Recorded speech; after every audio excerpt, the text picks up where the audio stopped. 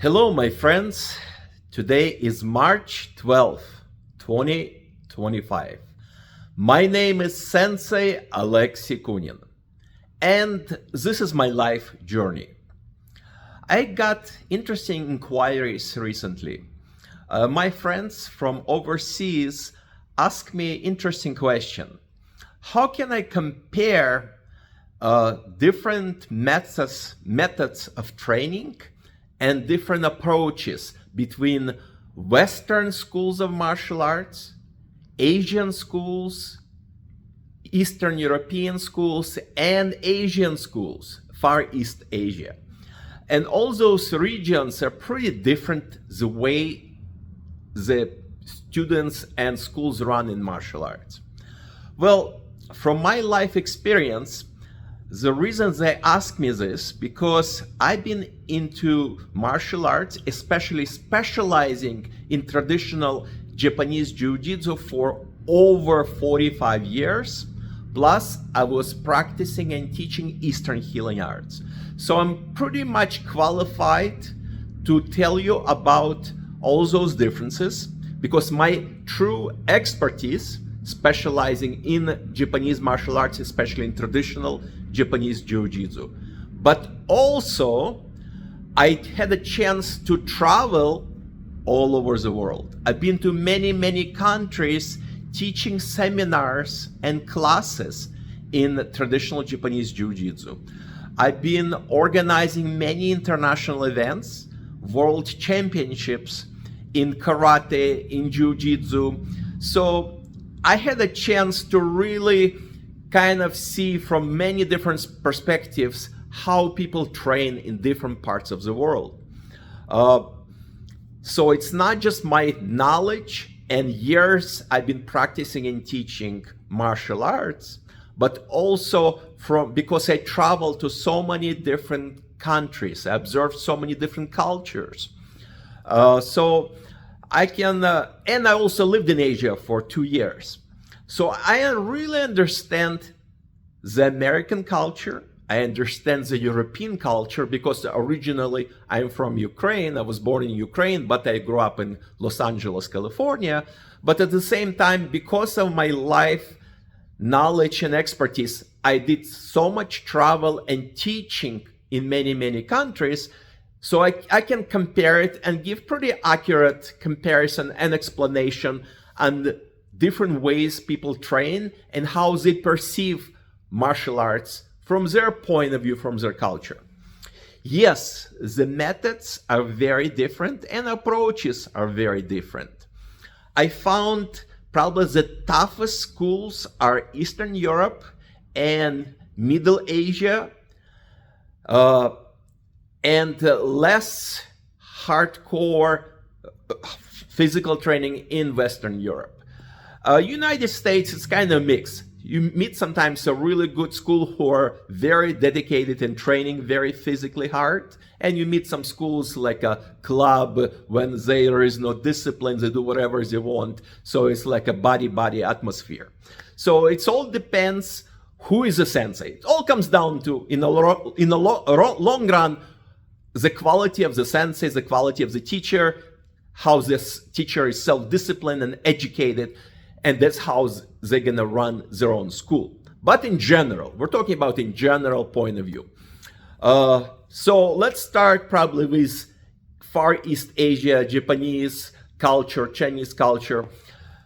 There is a lot of schools that teach martial arts, but in Far East Asia, they don't ask questions. If the teacher say something, they don't doubt.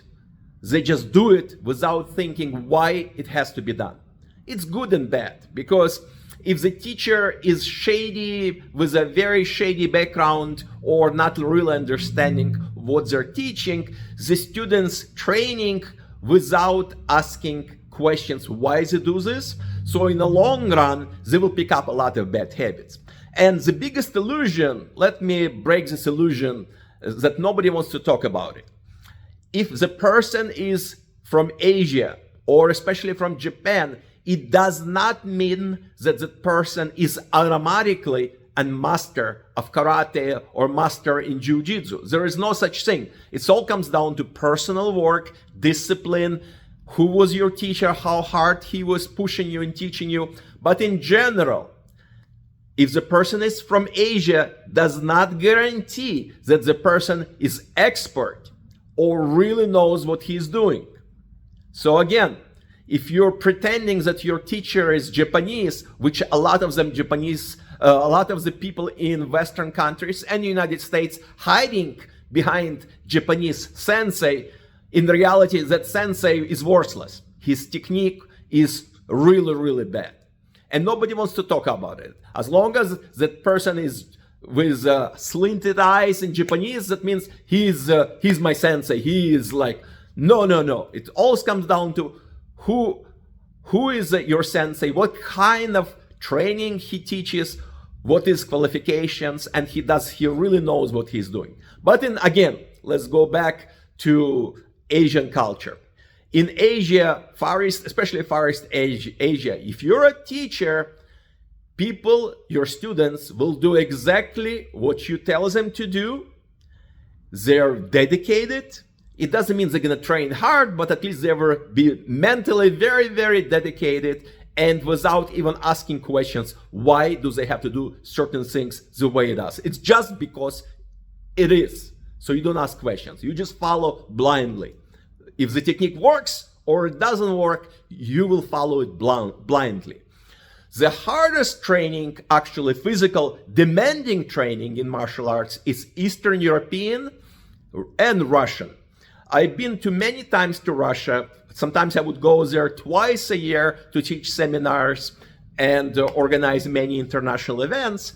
So Eastern European countries in general, but Ukraine, Russia, Belarus, all those Eastern countries, their training is very realistic. It's hardcore, physically demanding, physically demanding, mentally demanding. So they're really, really pushing you hard. Of course, not always those teachers who teach are qualified themselves, but at least they're really training the students hard. Western culture, Western Europe is a little bit different. The training is very, very diluted. So the training is not physically demanding. Some countries in Scandinavia especially, it's a joke when it comes to martial arts because they blindly do traditional training, but it's mostly like a folk tradition. So it means almost like an old folk movement and dancing, lacking realism of combat martial arts training. And they're not disciplining their students because it's illegal physically discipline your students in many Western European countries, especially in Scandinavian countries. So the training is pathetic, really pathetic. Again, there are some schools that are really, really good. Not all of them are that bad. And Middle Asia schools are really hardcore. When I visited Middle Asia, especially in Kazakhstan, hardcore training, good students, again, lack of qualified teachers. Not every teacher is qualified and know what they're doing, but at least they're pushing and training the students very hard, demanding hard discipline and physical training. Now we go to United States. Like I said, there are some schools that are really, really good. But majority of the schools are lacking discipline and lacking real physical hardcore training. So lacking discipline creates like a club atmosphere, body. Don't forget, martial arts, it's a military arts. There is no body. It has to be discipline like in a military. If there is no discipline, there is no room for personal development and physical and mental growth. It has to be highly strict, highly disciplined if you really want to learn something. A real dojo, it's a place on its way. When you go through physical change, emotional change, and you grow spiritually.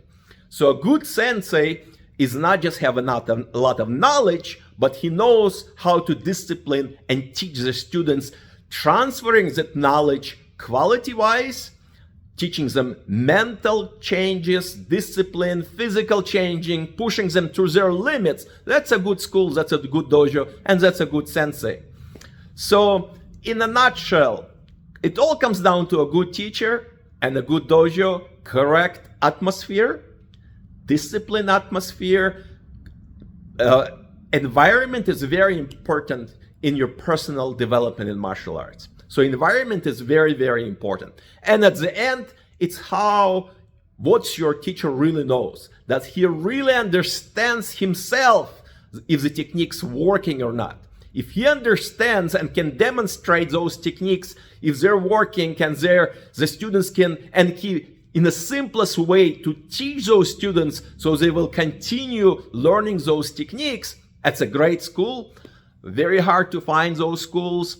So if you're a student looking for a good dojo to train in a realistic martial arts, not fantasy, but real hardcore realistic martial arts, you have to feel the atmosphere, feel that the school is full of traditions, that the students are disciplined, motivated, ready to train, and the sensei shows in-depth knowledge of the art. That's a very rare school. Stick to that school because those schools are hard to find, and because the classes usually should start exactly on time, finish on time, no less talking, just a lot of work, hard work, work. So that would be a good school. And if you're a student, if your teacher saying, oh, my teacher is from Japan, that means we're so authentic and really good school, don't even ask questions. We're just doing the way we're supposed to do. Ask questions. Because like I said before, if the sensei, or you have a Japanese sensei or Asian sensei saying that we're Asian, we know what they're doing, they have to show that they know what they're doing, not just because they're from Japan. And if your teacher saying, my sensei is from Japan, so don't even ask questions. We're authentic. We're doing things the way it should be done. If the techniques is poor, if the movement is incorrect, if the techniques are not working, I start asking questions. Why is the technique is not working? Why are we doing these things? It's not logical. Why are you teaching these things that it's not gonna work in a real combat? So that's very, very important. So again, I would highly, to answer the question of my friends from overseas, there is big difference in methods of training, in discipline, sharing the knowledge. Yes, if you really want to learn karate or traditional Japanese jiu-jitsu, go to Eastern European countries. Traditional Japanese jiu-jitsu almost do not exist in Japan. And the schools are poor quality training schools. Unfortunately, it's a truth. The quality of training is too commercialized. There is no physical push for real hardcore training. Western countries, you just have to be searching and find a good school, good dojo, and a good sensei. Again, if the sensei is Japanese or Asian culture, does not guarantee that the person knows what they're doing. Any teacher, it's a years and years of hardcore training and discipline and learning. So yes, this is a difficult subject. Not too many people want to talk about it. I have nothing to lose. You know, I've been doing this for 45 years. I believe what I do.